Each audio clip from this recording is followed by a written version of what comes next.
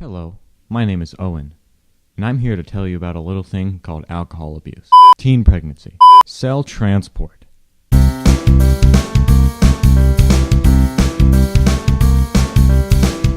The types of cell transport we will be looking at today are as follows: diffusion, osmosis, facilitated diffusion, ion and molecular pumps, endocytosis, and exocytosis. So now, let's talk about endocytosis. So, can I help you some? I have a joke. You have a joke. Yes. Is it a good joke? I hope so. Okay, well, if it's not a good joke, I'm gonna beat you over the head. Okay, sounds good. Okay, tell your joke. Go ahead. Yeah, go ahead. Chair there you go. There you go. What did one cell say to his sister when she stepped on his foot? I don't know, what did he say? What did he say? Mitosis. So what I was gonna say before I was rudely interrupted. So we're gonna start with endocytosis. So let's take a look at this diagram here. So as you can see here, whoa, hold the phone. Bruh, look at this dude. Wait till you see the. No.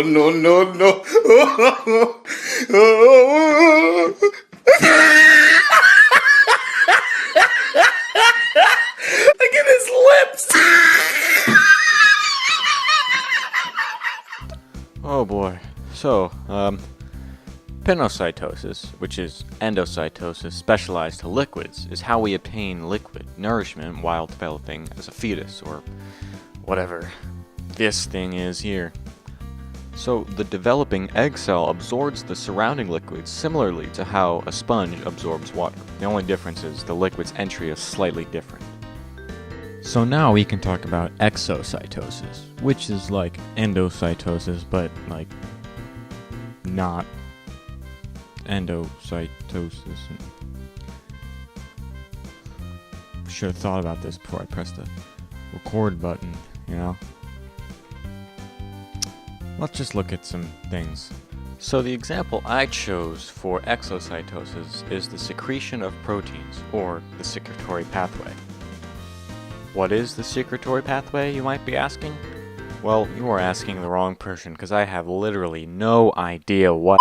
Basically, proteins move from the interior to the exterior of the cell. So, proteins import into the ER, and then they go to the ER to Golgi vesicle transport, intro to vesicle transport, and then outside of the cell. So let's talk about osmosis. So, most people in the world think that the great white shark is the most deadly, monstrous creature of the sea. What if I told you there was a shark that is capable of mass destruction? God, my hair is crazy. This shark is known as the bull shark. This is Ben the bull shark. Bull sharks are responsible for the most deaths of humans ever. Let me explain why. So welcome to a little segment I would like to call experimenting with household kitchen items in Ben the Bull Shark. So first I need a cup. Fill it with water.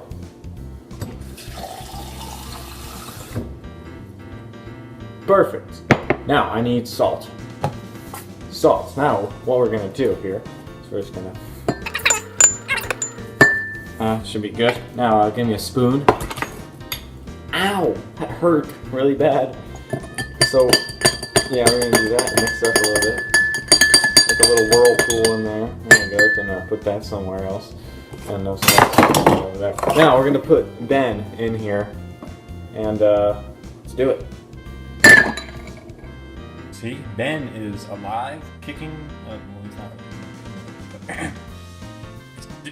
Yeah, see, he's moving around in there, having a good time. This is normal for most sharks. But now, observe this. But how could Ben the bull shark survive in both salt and freshwater environments. Well, let's first talk about osmoregulation. Osmoregulation is the ability of an organism to maintain a constant concentration of water in its body even when the outside environment would normally cause it to lose or gain water. Ben the bull shark, he can adapt his osmoregulation by adjusting his kidneys depending on the salinity of the environment. That is how he can survive in both salt and fresh water, making him the killer of the deep. So now we can talk about ion and molecular pumps. So different pumps exist for specific organelles or molecules, such as ATP synthase in mitochondria, and the CTFR pump and epithelial.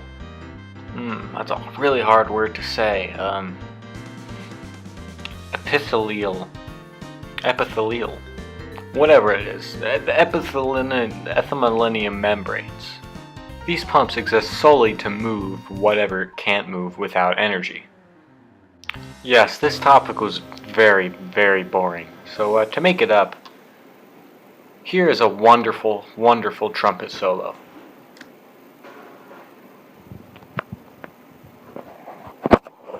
Well, that's enough of that. Let's talk about diffusion. During pregnancy, food molecules and oxygen diffuse from the mother's blood to the baby's blood. The mother's blood has a higher concentration than the baby's blood, so the molecules will diffuse across the umbilical cord. And last, but certainly least, facilitated diffusion. So let's talk about facilitated Hey, what are you diffusion. Oof. Sorry about that. Human and animal digestive systems move molecules like fructose and glucose from the stomach into the bloodstream using facilitated diffusion.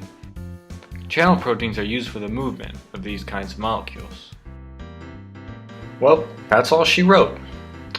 Thanks for sticking around, and I'll see you next time.